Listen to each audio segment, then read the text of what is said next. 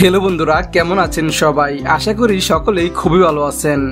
আজকে যে আপকামিং সিনেমার কথা বলবো সেটা শুধু একটা সিনেমা না, একটা ইতিহাস, একটা সংগ্রাম, একটা অনুপ্রেরণার গল্প।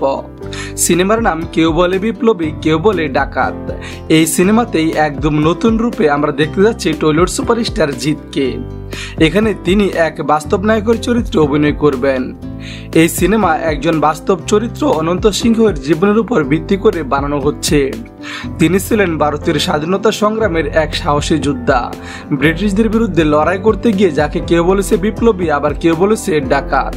ঠিক এই দ্বৈত দৃষ্টিভঙ্গিকে তুলে ধরা হবে এই সিনেমার গল্পে।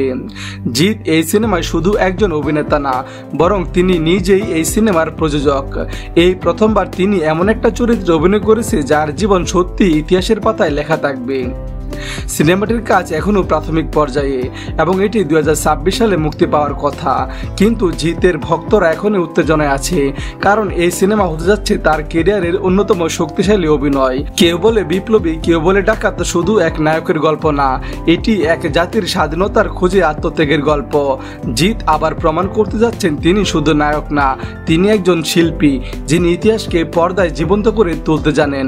তো বন্ধু বান্ধবীরা, এই নিউজটি শুনে কি কতটা এক্সাইটেড কমেন্ট করে জানিয়ে দিন, আর আমার এই ভিডিওটি ভালো লাগে একটা লাইক দিন। পাশে থাকার জন্য ধন্যবাদ।